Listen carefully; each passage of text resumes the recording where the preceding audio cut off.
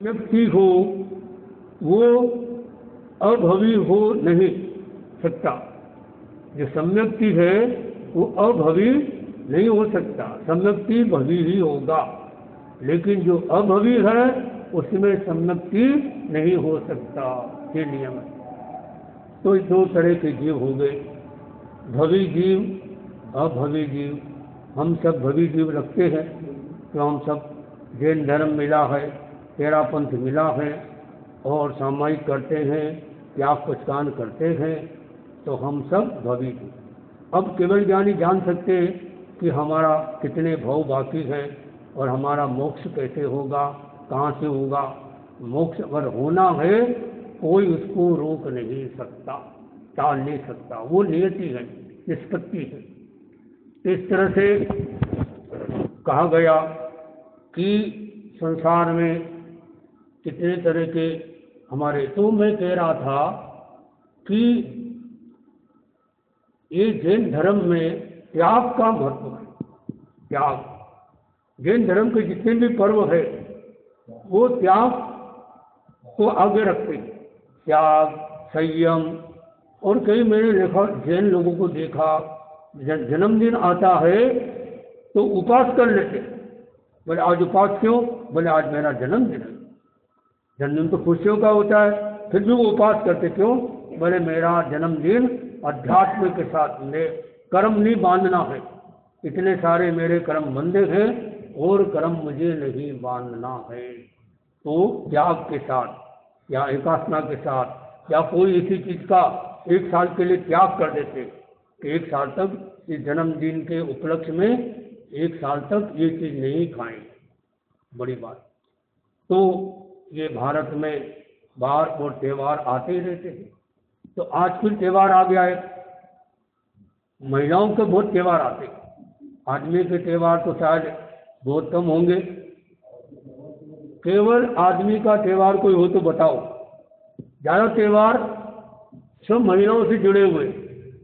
भाई दूज भी आ रहा है तो उसमें भी एक भाई और एक बहन है। तोरा भाई के त्यौहार कौन सा बता सकते हो आप?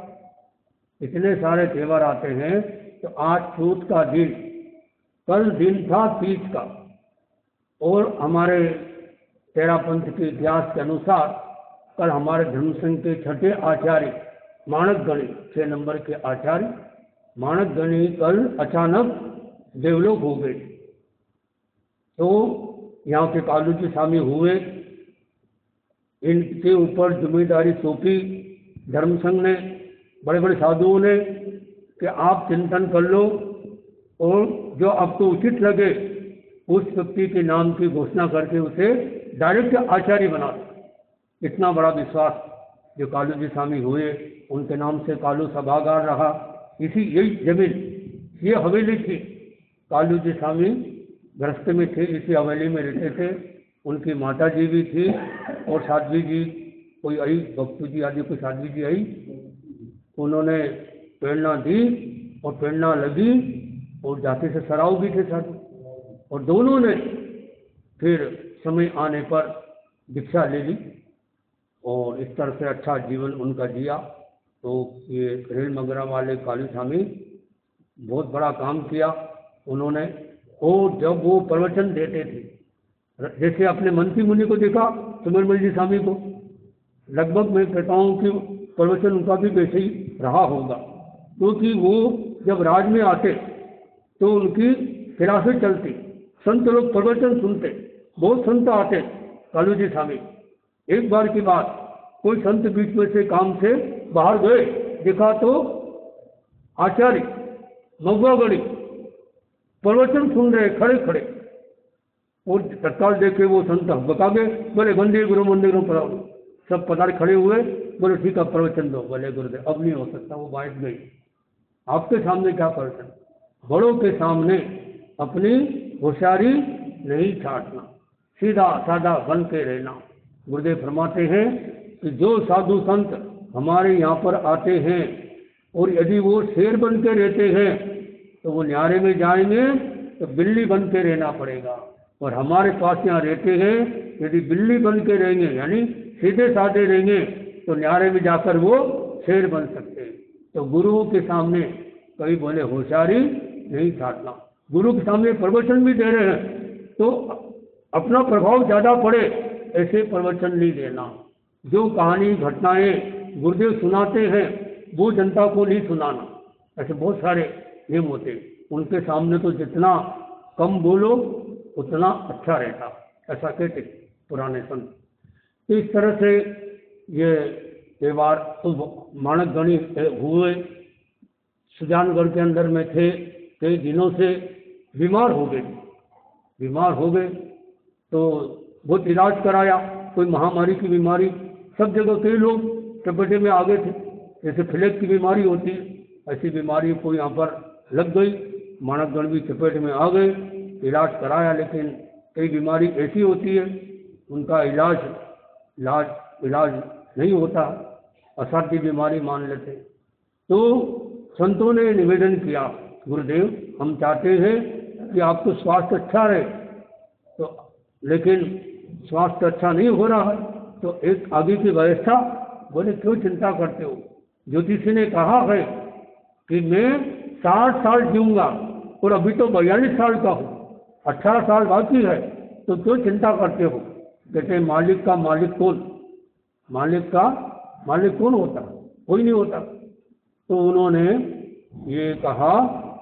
फिर बड़े संत गए, मगन मंडी स्वामी, उन्होंने कहा गुरुदेव आप अच्छी बात है, आप स्वस्थ रहो, एक काम मेरा निवेदन है, आगे की व्यवस्था के लिए एक नाम कोई भी जो आपकी इच्छा हो लिखकर अपने अंतरंग किताब में रख लो, और जब आप स्वस्थ हो जाओगे बाद में उसको फाड़ देना।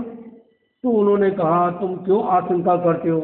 मैं अपने हाथ से अपने युवाचार्य का नाम लिखूं और उनका नाम बाद में फाड़ूं, ऐसा मत सोचो। लेकिन मालिक का मालिक कौन, बड़े का बड़ा कौन होता? तो उन्होंने पूरे से बना दिया, थोड़े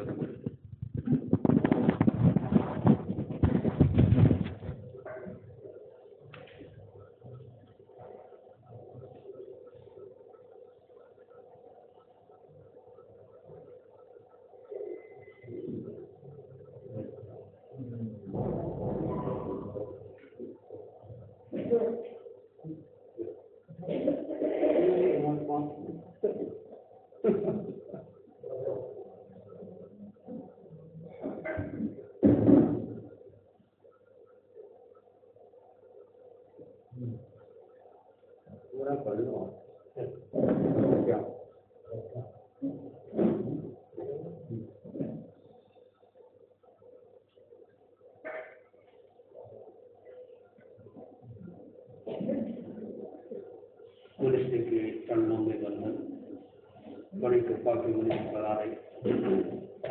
तो बात चल रही थी बात और त्यौहार। तो भारतीय संस्कृति में उस जीवन को प्रशस्त जीवन माना जाता है जिस जीवन में 4 तत्व होते हैं, शांतम तुष्टम पवित्रम च आनंदमिति तत्वतः जीवनम प्राहु भारतीय सुसंस्कृतो। तो आज यह त्यौहार आ गया, महिलाओं का त्यौहार। तो मैंने आपसे प्रश्न किया, मात्र पुरुष का कोई त्यौहार का नाम हो तो बताना हमको। ज़्यादातर सब त्यौहार महिलाओं के आते हैं, भाई दूज भी आते, तो एक भाई एक बहन दोनों मिक्स है। स्वतंत्र त्यौहार ख्याल कोई भाइयों का, मेरे ख्याल से भाइयों को जरूरत नहीं। तो इस 12 महीना त्यौहार में रहते, सदा खुश रहते हैं, और त्यौहार आते तो उस दिन खुश होते। बस देखिए महिलाओं को जिस दिन त्यौहार आया 2 दिन पहले से वो सारी तैयारी और एकदम सजते रहते हैं, और बाद में वापस डाउन। और भाई लोग 12 महीना खुश रहते, सदा बाहर रहते। तो इस तरह से मैं बता रहा था कि वो कल का दिन जो था तीज का दिन, तो तेरा बंधन सुन के बंधन सुन के छठे आचार्य हुए, मानकगणी उनका अचानक स्वर्गवास हो गया था। तो ये रेल मगरा का सौभाग्य मेरा, यहाँ के संत हुए कालू जी स्वामी, जिनके ऊपर इतनी बड़ी जिम्मेदारी, वो आचार्य तो नहीं बने लेकिन आचार्य से कम नहीं, आचार्य की तरह उनका जीवन रहा, क्योंकि इतना बड़ा उनको पावर दिया कि आप तय करो कि कौन उत्तराधिकारी होगा। और उन्होंने फिर यह सब चिंतन किया। फिर जब वो बोले अब समय आ गया है, अब घोषणा कर दीजिए, तो घोषणा के लिए खड़े हुए। मगन स्वामी ने कहा, एक मिनट कृपा कराओ, ये बताओ जिसकी आप घोषणा करने जा रहे हो वो संत यहाँ है या नहीं है? बोले यहाँ नहीं। बोले घोषणा कर दो। घोषणा कर दी और फिर उन्होंने दाल बनी की घोषणा की गई, जिसकी घटना विस्तार से रात को हमने सुनी थी। रात को सारे लोग नहीं आए थे, तो इसलिए हम आपको वापस इस बात को बताया। तो कभी खुशी कभी गम ये जीवन में चलता रहता है, आना जाना चलता रहता है। तो यह एक ऐसा आज का ये पर्व भी है। तो हम सभी लोग अपने जीवन में भीतर का उत्साह जगाएं, अपने जीवन में विश्वास जगाएं, तो हमारा जीवन बहुत अच्छा बन सकता है। मेरा आप सबकी ओर से